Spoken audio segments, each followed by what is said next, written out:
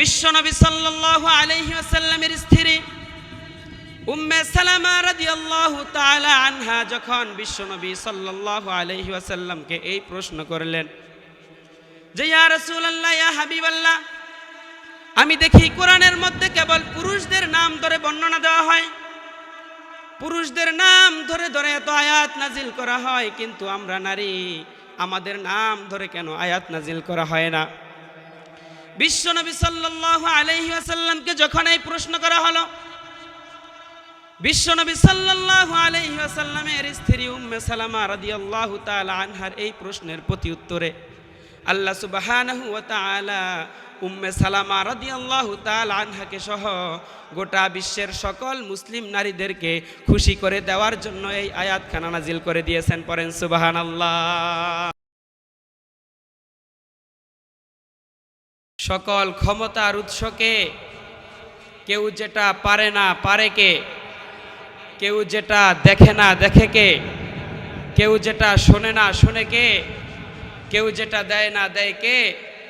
সে আল্লাহ তাআলার জন্য আমরা আওয়াজ করে হৃদয় নিংড়ানো মনের সবটুকুন ভালোবাসা উজাড় করে দিয়ে সিংহ শার্দুলের মতো গর্জন করে দেহের সবটুকুন শক্তি গলার এই মাঝ বরাবর এনে মনের মাধুরী মিশিয়ে আসুন সবাই পড়ছি কালিমাতুশ শুকুর আলহামদুলিল্লাহ।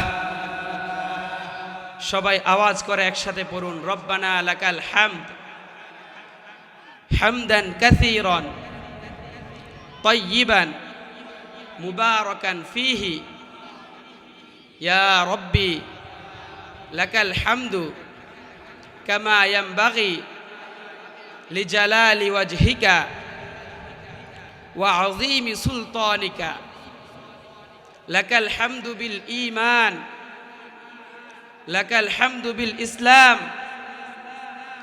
লাকাল হামদু বিল কুরআন। আল্লাহ রব্বুল ইজ্জা ওয়াল জালালের আলিশান দরবারে শুকরিয়া জ্ঞাপনের পরপরই আমি শুকরিয়া জানাচ্ছি যাদের অক্লান্ত পরিশ্রমের মাধ্যমে আজকের এই চমৎকার আয়োজন, সময় পরামর্শ অর্থ দিয়ে দোয়া করে উপস্থিত হয়ে মাইক লাইট প্যান্ডেলের ব্যবস্থাপনার মাধ্যমে সহযোগিতার হাত যারা বাড়িয়ে দিয়েছেন, এলাকার যুবক বৃদ্ধ চাকরিজীবী বিভিন্ন শ্রেণী পেশার মানুষ, জনপ্রতিনিধি, ওলামায়ে হজরত, আইমে মাসাজিদ, মাদ্রাসার কর্তৃপক্ষ, প্রত্যেককে আল্লাহ এই কোরআনের খেদমতের বরকতে দুনিয়াতে শান্তি ও পরকালে চির মুক্তির ফয়সালা করে দেখ। সকলে পড়ি আমিন।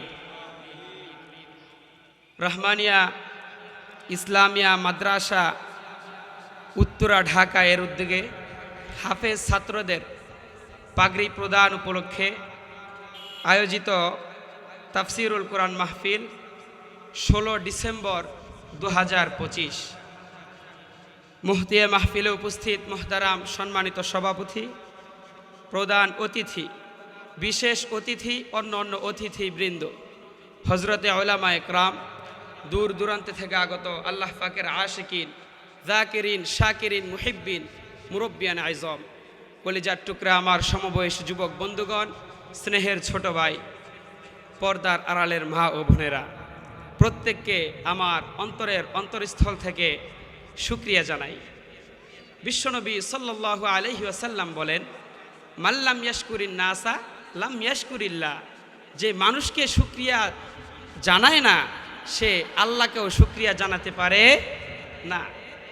এজন্য এই যে আপনারা এত ব্যস্ত থাকেন, আপনাদের ব্যস্তমুখর মূল্যবান সময়গুলো থেকে অনেক যোগ বিয়োগ দিয়ে আল কুরআনের আকর্ষণে মহাবিশ্বের মহাবিশ্বয় মহাগ্রন্থ আল কুরআন আল কারিম থেকে কথা শোনার জন্য আপনারা ছুটে এসেছেন, যারা আপনাদের সকলকে আমি আমার অন্তরের অন্তরস্থল থেকে শুকরিয়া জানাই, ধন্যবাদ জানাই। ভাইয়েরা, আমি আপনাদের খেদমতে এই চমৎকার সন্ধ্যায় বা এই চমৎকার রজনীতে পবিত্র কালামুল্লাহ মাজিদ থেকে একখানা আয়াত তিলাওয়াত করেছি।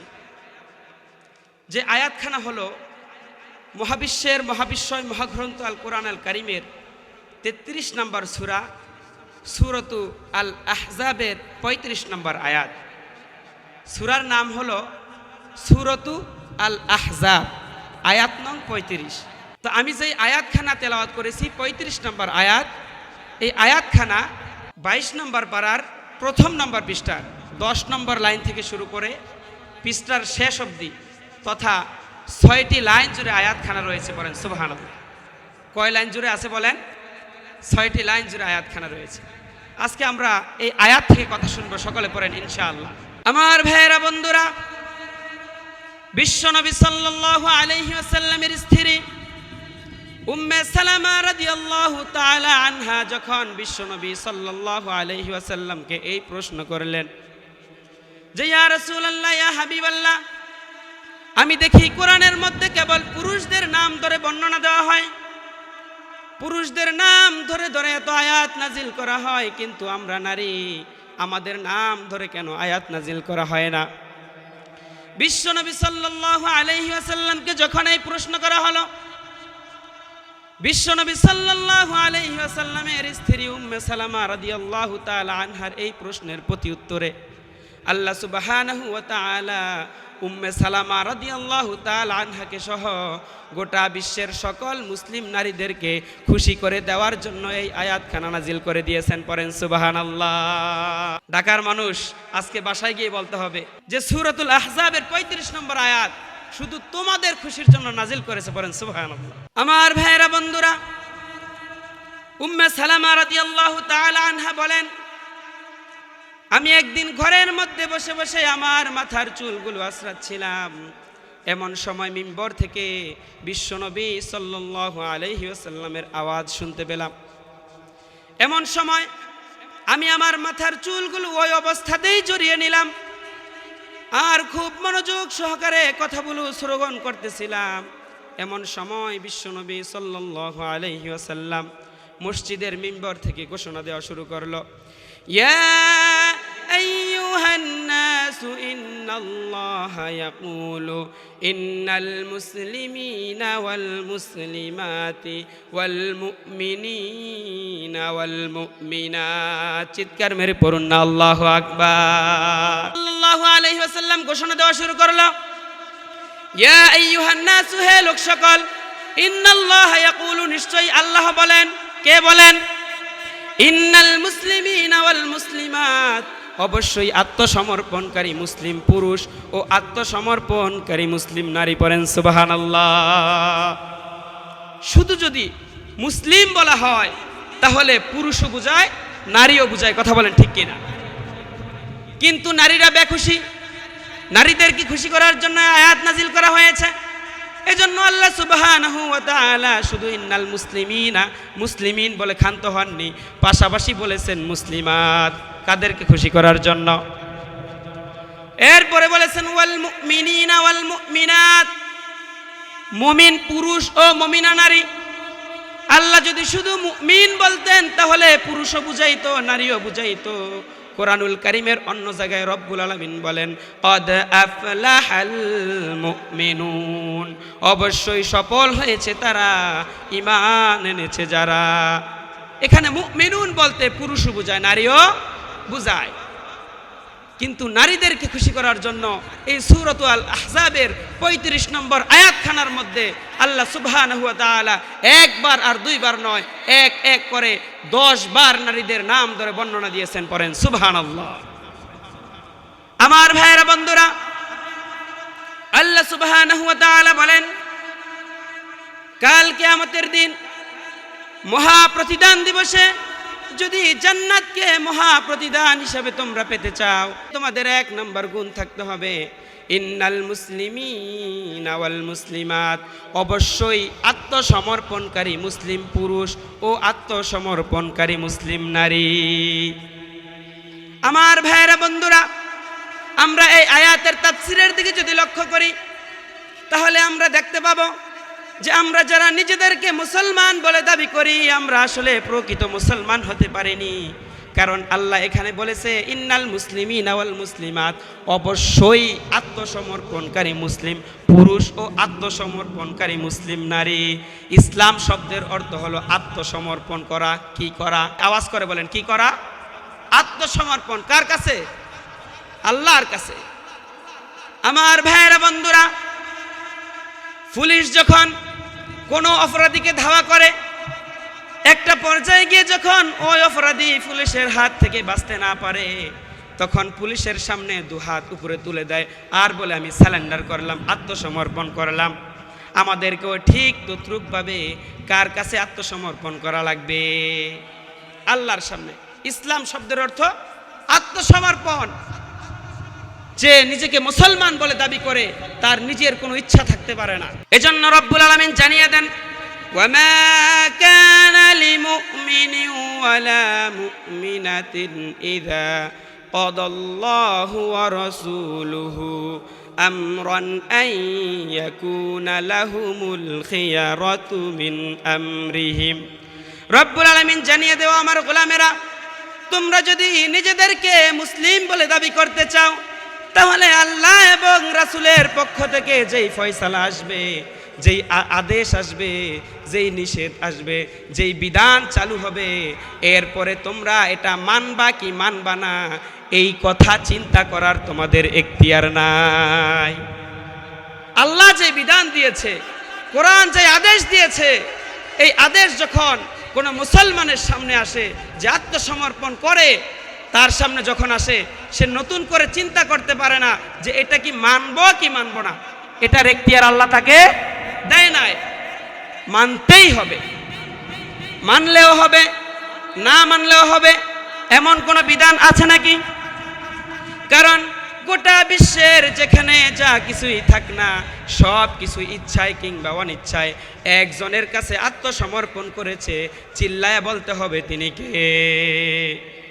এজন্য রব্বুল আলামিন বলেন, ওয়ালাহু আসলামা মান ফিস সামাওয়াতি ওয়াল আরদি তাওআন ওয়া কারহা ওয়া ইলাইহি ইউরজাউন। চিৎকার মেরে পড়ুন না আল্লাহু আকবার। আলামিন জানিয়ে দেয়, আসমান এবং জমিনে যেখানেই যা কিছু আছে সব কিছু আমি আল্লাহর কাছে আত্মসমর্পণ করে, সুতরাং তোমাদেরকেও আমার কাছে আত্মসমর্পণ করা লাগবে। কথা বলেন ঠিক কিনা?